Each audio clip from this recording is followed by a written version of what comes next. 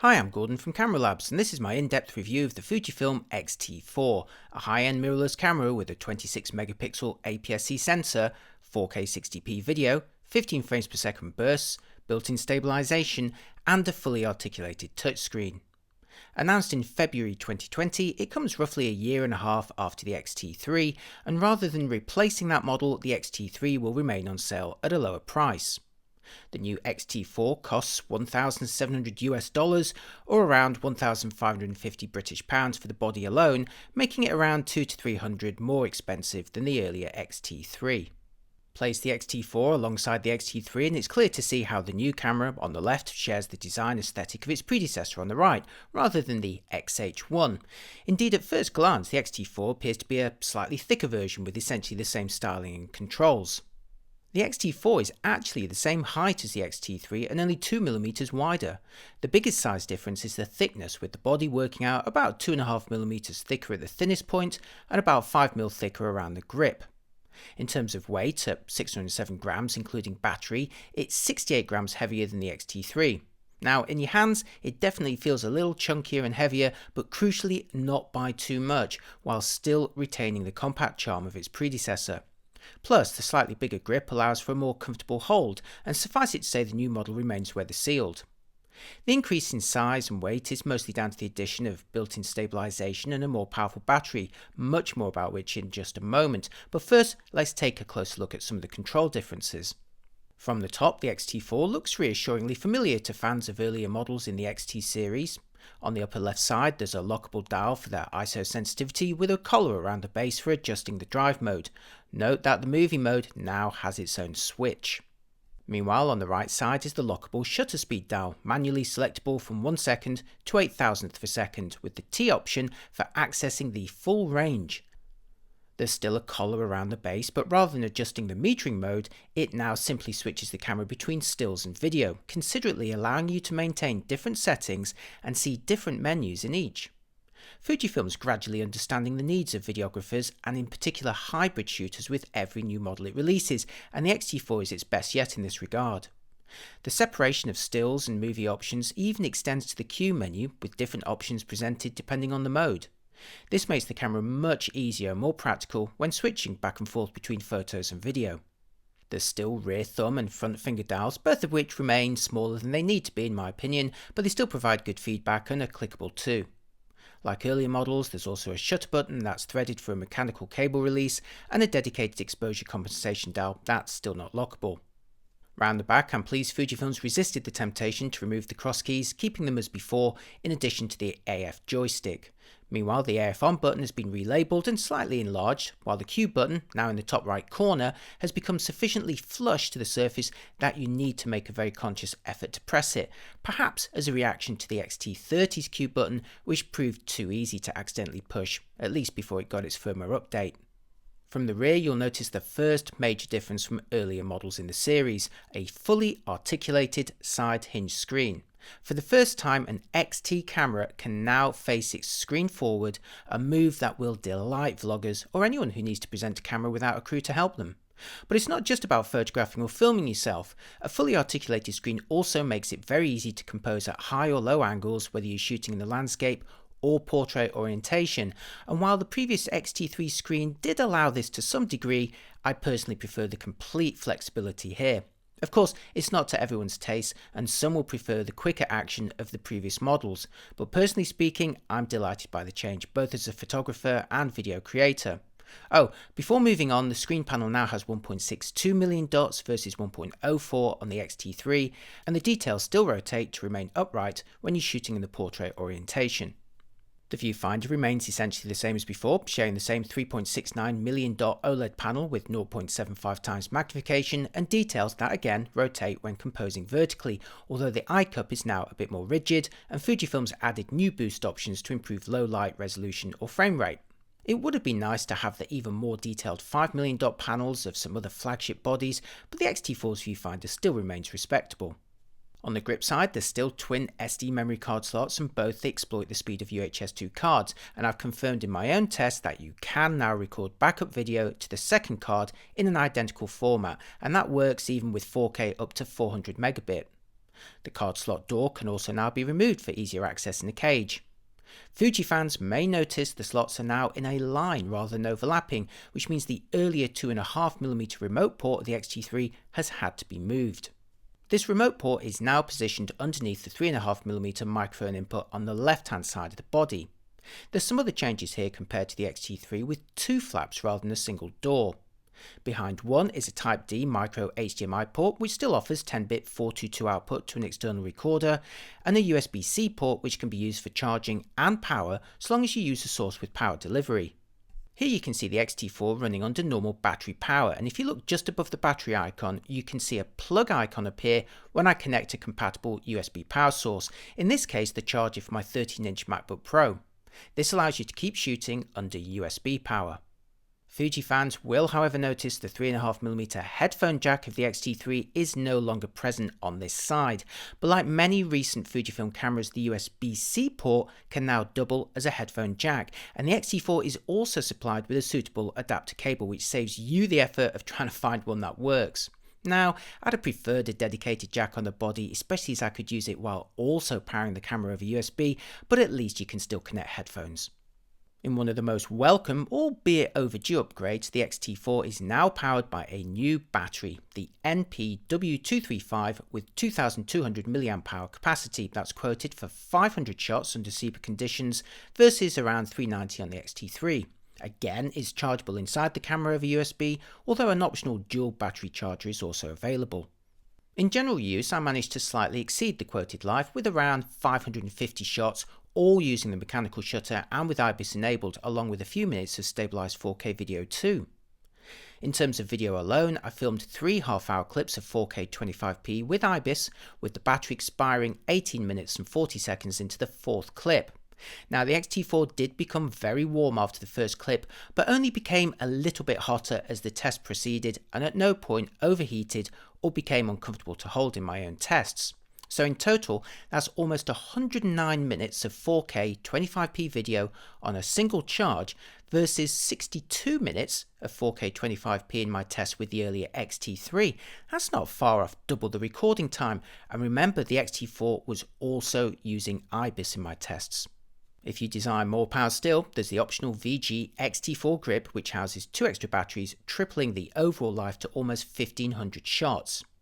In a welcome update over the earlier grip for the X-T3, you can now charge all 3 batteries internally over a single USB connection, and if you have a higher power charger like a MacBook Pro model, the charging time can also be shortened. The grip of course also provides portrait controls and has that dedicated headphone jack if you were missing it. Like most cameras, the X-T4 is supplied with a strap, but in this case it's the shorter, thicker and much more comfortable design introduced for the GFX models, and which in the X series had so far only been bundled with the XH1. The triangular strap clips are also now hidden behind new flaps. It's a classy update. Moving on, arguably the most important upgrade on the X-T4 is built-in sensor shift stabilization, making it only the second body in the X series to offer it after the XH1.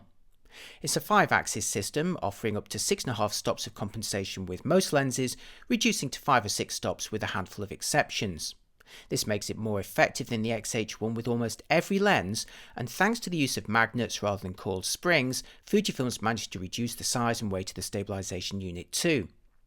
Coupled with the more powerful battery, it's inevitably thickened the X-T4 over the X-T3, but not so much that it compromises the overall appeal, and crucially it remains comfortably slimmer than the XH1. To demonstrate it in action, here's the X-T4 and XF16-55 at 55mm without stabilization, where you can clearly see me wobbling as I compose the shot. Next, I'll go into the menu to enable IBIS with the continuous option, and returning to the view, you can immediately see how much more stable it is. For me, this is one of the great benefits of IBIS, a steady view while composing with unstabilized lenses, and for me it absolutely transforms the practicality of the 16-55 as well as the 56 and 90mm primes. In terms of actual performance on stills, here's a shot I took with the 16-55, again at 55mm at 1/5 of a second. That was the slowest I could handhold a sharp result with this lens when IBIS was enabled. On the conditions of the day, the slowest I could handhold a similarly sharp result without stabilization was an 80th of a second. So the version with IBIS represents around 4 stops of compensation. Now that's not as much as Fujifilm quoted for me personally, but it's still extremely viable and again an absolute boon during composition. IBIS also transforms unstabilized lenses for video shooting. Here's a clip I filmed with the 16-55, again at 55mm without stabilization enabled, and as you can see it's pretty unusable. Now here's the same lens but with IBIS enabled on the X-T4 and the difference is dramatic. It allows you to handhold fairly static compositions very effectively. Note if you're using a lens with OIS, it's applied alongside IBIS automatically, you can't choose one or the other.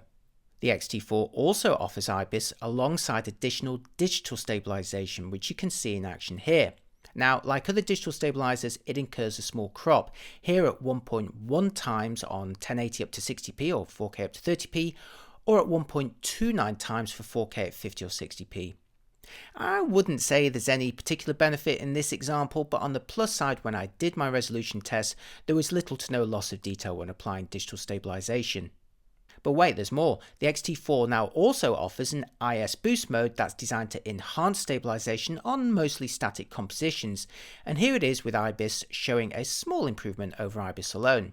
There's also no crop if you're using IS boost, only if you also have digital stabilization enabled. So for good measure, here's IS boost applied with IBIS and digital stabilization, showing again the minor crop applied by digital stabilization. Which do you think look most effective in these comparisons? I'll be showing you lots more examples of IBIS for movies later in this review. But now for burst shooting, with the X-T4 now featuring a new shutter unit which accelerates the mechanical shutter from 11 frames per second of the X-T3 to an impressive 15 frames per second, the fastest of its rivals, while still also offering a multitude of electronic shutter options that operate in complete silence. The mechanical shutter is quieter than before too, while also being rated for 300,000 actuations, that's double that of the X-T3. You can hear the single shutter sound more clearly here at close range with the lens removed, but in normal use it's incredibly quiet. And now here's how the 15 frames per second top speed sounds. Again, when the lens is fitted and you're out and about, it's amazing how quiet the mechanical shutter is. Here's a couple of sequences showing the 15 frames per second mechanical bursts in action coupled with tracking autofocus, although the longest lens I had at the time of testing was only 55mm, so it's not a particularly massive challenge. Looking back at my results from the X-T3 though, which shares the same sensor and autofocus system, albeit with a top drive speed of 11 frames per second, I found it was quite capable of capturing fast action or wildlife with much longer lenses, including the 100 to 400mm. The X-T4 also inherits the pre-shot mode, which exploits the electronic shutter to buffer a handful of frames as you keep the shutter half pressed, committing them to memory as you push down fully. Great for ensuring you record the moment a bird takes flight. In this example, I pushed the shutter button down as soon as the bird took flight, but as you saw earlier, pre-shot allowed me to grab a few frames preceding that moment. For general portrait work, the X-T4 features improved face and eye detection over the earlier models, seen here in action with the XF16-55 at about 35mm f2.8. When set to continuous autofocus, it does a good job at finding me as I move around the frame and duck in and out of it. Maybe not quite as sticky or confident as the latest Sony's, but certainly now amongst the best out there. Sadly, the face and eye detection won't go as far as to recognising animals, but the tracking mode can work fairly well with more distant subjects that are in motion. As with other Fujifilm cameras, the colour and tonal profiles are applied with a series of film simulations, with the X-T4 inheriting the classic negative simulation introed on the X Pro 3 and, as tradition dictates, debuting a new option that you won't yet find anywhere else. Eterna Bleach Bypass, which is ideal for stylized video, and I'll be showing you a bunch of examples in just a moment. As before, I remain very fond of the Acros black and white film simulation, and in particular tweaking it with a tint using the monochrome adjustment menu. Annoyingly though, the large colour array remains oblivious to diagonal movements with the joystick, which would have allowed quicker selections. Please can you fix this with a firmware update, Fujifilm? Now for a selection of photos I took with a final production X-T4, all JPEGs out of camera using the standard Provia film simulation and the XF16-55 f2.8 zoom, which is an ideal partner for the body now that it has built-in stabilization. Now, given the X-T4 employs the same 26 megapixel X-Trans4 sensor and image processor that made their debut on the X-T3 a year and a half earlier, not to mention since deployed on the X-T30, X Pro 3 and X100V, you'll know what to expect from photo quality. There's plenty of detail, but it's the colours and tones that continue to be a highlight of owning an X series camera. Now, personal preferences of course differ, but I find the results look great with little or no effort. As before, I really enjoy shooting in RAW, then trying out the different film simulations using the playback menus without going near to a computer. Of course, with the same imaging pipeline as these previous models, there's no upgrade in actual photo quality, and it's fair to say the X-T4 will be one of the last, if not the last, new model to employ the X-Trans4 sensor, but crucially it's also the only model so far to stabilise this particular sensor within the body, transforming the practicality of unstabilised lenses, in particular the XF16-55, 56mm and 90mm models. Now on to movies, and as I describe the features, I'll show you a bunch of clips I've filmed with the X-T4, all handheld in 4K at 25p with the XF16-55mm to also demonstrate the IBIS. With the same sensor as the X-T3, it's not surprising to find similar movie capabilities on the X-T4, but these were already impressive, supporting uncropped 4K up to 30p, or up to 60p with a 1.18 times crop. There's also 10-bit internal recording at 420 or externally over HDMI to an external recorder at 422. The longest recording time per clip remains half an hour up to 4K 30p or 20 minutes in 4K at 50 or 60p. In a nice update over the X-T3 though, the X-T4 now supports the exFAT format, allowing it to create files that are bigger than 4GB each. So, my half-hour 4K 100MB test clips measured around 23GB with each stored as a single file, which is way more convenient when you're editing them. Again, I managed 109 minutes of 4K 25p on a single battery charge, and that's almost double that I managed on the X-T3, and it was with IBIS running too. In the clips here, you've already seen the new Eterna bleach bypass film simulation in action. It's obviously very stylised, but still delivers interesting results for some subjects. You'll also have seen the standard Eterna simulation, which is a great all-round choice for general use without the need for grading, although the flatter F-Log is also available and now with a view assist option. All the clips I'm showing you here were also handheld using IBIS only on the 16-55mm zoom, and so long as you keep any motion or panning subtle, it does a pretty good job at delivering steady footage. Start panning more deliberately though, even slowly, and it's easy for the IBIS to start catching up with itself and delivering a more jarring, stumbling effect. Now, to be fair, this also affects many other stabilised systems, but it's something to be aware of. Walking while filming is actually more successful, as you can see here, and I'll show this for vlogging in just a moment. In terms of autofocus while filming, here's an example of the X-T4 pulling focus between near and far as I pan the camera back and forth. Like other recent Fujifilm cameras, it's okay, but with occasional hunting or overshooting, it does lack the ultimate confidence of Sony and Canon's latest systems. Here's another example showing face and eye detection in action, and keep an eye on the blurring on the lights in the background to reveal any fluttering or sudden shifts in focus. Again, while it's not the best of its peer group, it's still pretty good and sufficient for filming pieces to camera or tracking faces. Here's a version showing the actual focusing frames following me around. Now overall, with built-in stabilization, a screen that faces forward, great quality video and pretty good autofocus, the X-T4 becomes a compelling high-end option for vloggers, so here it is in action. Stick around as afterwards I'll show you slow motion capabilities before concluding with my final verdict. Hi, I'm Gordon from Camera Labs, and this is a quick vlogging test with the Fujifilm X-T4. I've switched Brighton's town centre for a woodland walk. And this also gives you an opportunity to see the effect of the various stabilization modes on the trees around me, because sometimes it can have slightly strange effects. But I'm not actually using stabilization at the moment. I'm going to start this segment with an unstabilized clip. I'm filming this in 4K at 25p using the Eterna profile. And I'm filming with the XF16-55 2.8 at 16mm 2.8. So this is with no stabilization. Okay, now I've enabled sensor shift IBIS stabilization. The mode on the X-T4 actually enables both IBIS and optical stabilization in the lens if you have it. I don't have optical stabilization in this particular lens, so you're looking at sensor shift stabilization only. And as I mentioned before, keep an eye on those trees around me to see whether there's much warping towards the edge of the frame. Okay, now IBIS and OIS alone is not the only stabilization setting available on the X-T4. There's also a version that applies additional digital stabilization. You can't have digital stabilization by itself. It's applied in addition to everything else. So let's put that on and see how it looks. Okay, now I've switched to IBIS plus OIS if it's in the lens, which it isn't, and digital stabilization as well. So this is the maximum stabilization that is available from the X-T4, at least for when you're walking and talking like I am now. There's the additional IS boost mode, which I'll show you in just a moment, but I think that's really designed for filming fairly static subjects from a static position, really, not for walking and talking. However, this particular test, before I change the setting again, also demonstrates Fujifilm's face and eye detection. I have both enabled here with continuous autofocus, and once again filming in 4K at 25p.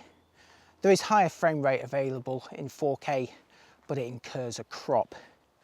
Okay, shall we go for the IS boost mode? Yeah, let's check it out. All right, I've enabled IS boost mode now. So far, this is the first time that I've enabled this feature in this vlogging segment. And this is really designed for when you're filming static subjects from static positions. You know, when you're just filming, say, a building from the outside or a product shot, and you're not moving the camera too much. So I'm going to have a separate demonstration of that. But let me know if you think that it has improved the situation while I'm vlogging. And now for this final clip in this segment, I've switched off IS boost. I'm just using IBIS plus digital stabilization here, but I have changed the film simulation from the bog standard Eterna to the new Eterna bleach bypass. That is the new film simulation that's been added to the X-T4. It's pretty stylized, but you might like the way it looks. And that, dear viewer, is the end of this vlogging segment. Oh, just one last note. In terms of audio, I've been using the trusty Rode Wireless Go, which you may notice on my collar. And I should say that when it's plugged in, when you have a microphone plugged in to the side of the body and the screen flipped out, as I do now, so I can see myself and make sure I'm on the frame, you will block it a little bit with the plug. Not massively, and that's par for the course for most cameras, isn't it? But I thought I'd mention it anyway. Okay, now on with the rest of the review. New to the X-T4 is a higher frame rate 1080 mode operating up to 240 frames per second for a 10 times slowdown on a 24p timeline. That's pretty impressive when most rivals top out at 100 or 120p. You're looking at some examples that I filmed at the slightly slower 200p rate for use on my 25p timeline, so that's giving me an 8 times slowdown. Footage is recorded with autofocus, but there's no sound and it's automatically slowed down in camera, so you'll need to choose your output frame rate. High-speed 1080 also incurs a 1.29 times field reduction and won't work with digital stabilization, but the IBIS still operates if you need it. I did, however, notice that footage filmed at 200 or 240p looked softer than 1080 up to 120p, so I filmed my resolution charts and discovered that while the horizontal resolution was essentially the same throughout the 1080 frame rates, there was a dramatic reduction in vertical resolution at 200 and 240p. I confirmed this with Fujifilm's engineers in Japan that these modes are only using about half the vertical data of the slower rates. Now, lots of cameras achieve high frame rates by working with less data, so while it's not an unusual technique, it is something to be aware of. So 1080 video looks really good up to 120p on the X-T4, but it will become softer at 200 or 240p. Before wrapping up, there's another option for less slow but way better quality, and that's by exploiting the fact that the X-T4 is one of the few cameras that can film 4K in 50 or 60p. Now, it may do so with a 1.18 times crop and the maximum clip length of 20 minutes, but the quality is as good as the full frame 4K in my resolution tests, and filming at 50 or 60p will allow a 2 times slowdown on a 25 or 30p timeline, or 2.5 times on a 24p timeline. I'm showing you some examples here which are obviously nowhere near as slow as the 1080 modes, but I am maintaining full 4K quality and with sound too. Right, now it's time for my final verdict. The Fujifilm X-T4 builds upon one of my favourite all-round cameras, inheriting the style and quality of the X-T3 while addressing my key complaints with that model. Fujifilm's managed to squeeze built-in stabilization, a more powerful battery and a fully articulated screen into the X-T4 while only making the body a little thicker than the X-T3, and it's also thrown in faster burst shooting at 15 frames per second, better slow motion video at 1080 240p, and a nice new film simulation for the moody videographers out there. Crucially, these upgrades have been added without losing the compact charm of the earlier XT models. Now, with long-awaited built-in stabilization, it would be easy to assume that the X-T4 is simply a merger of the X-T and X-H ranges. But Fujifilm's keen to point out that the X-T4 is very much the evolution of the X-T series and that the X-H will continue, presumably with larger, higher-end models that may debut the latest sensors in the future. But the X-T4 gets so much right, it seems churlish to complain about what doesn't quite work, and it's pretty minor stuff really. For example, it's a little annoying to lose a dedicated headphone jack, but you can still adapt the USB port and a cable is provided. The viewfinder resolution hasn't been improved, but 3.69 million dots is still a respectable specification. High-speed 1080 video does lose detail at 200 and 240p, but few rivals offer more than half that rate. As the X-H1 learned, it's also hard to justify a top-end body when it uses the same sensor as a bunch of more affordable models in the series. Indeed, I suspect the X-T4 may well be the last new body to deploy the X-Trans4 sensor, but equally the sensor is only a year and a half old and still delivers great results. Plus, the X-T4 is the only model that couples it with IBIS, a bigger battery, and a flip screen. Probably the biggest complaints will be addressed to the side hinge screen by Fuji fans who prefer the older mechanism, but this is purely personal, and as far as I'm concerned, I like the new approach much better. You may also wonder why the X-T4 doesn't have a pixel shift mode that uses IBIS to boost the resolution or reduce colour artifacts, especially as the GFX 100 was confirmed to receive this in a firmware update. But this is most likely due to the 6x6 filter array of the X-Trans sensor being more complex to demosaic than the 2x2 Bayer pattern on the GFX and other cameras. If you consider the broader market, the prices of high-end crop sensor cameras do overlap with budget to mid-range full-framers, and if you're not wedded to the X-mount, you should weigh up your options carefully. Canon's EOS R is now in the same ballpark as the X-T4, and the RP costs less even when it comes with a lens. Now, neither of these has IBIS, twin card slots, nor 4K at 60p, but they do remain compelling options.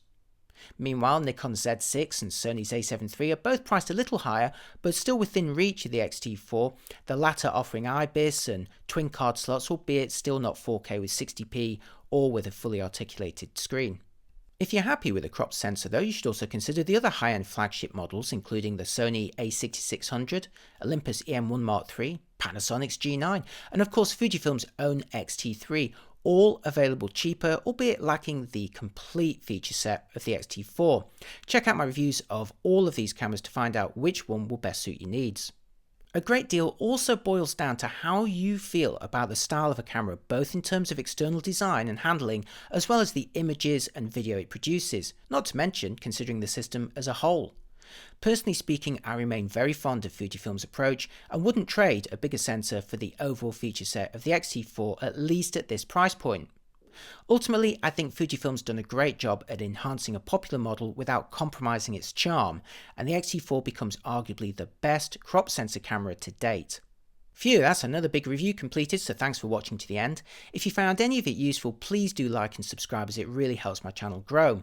If you found it really useful, how about a coffee or treating yourself to some Camera Labs merch or my in-camera photography book that includes loads of photos that I've taken with Fujifilm cameras. There's links to everything including price checks for the X-T4 in the description and pinned comment. Thanks again for watching, do let me know what you think of the X-T4 in the comments, and I'll see you next time. Bye bye.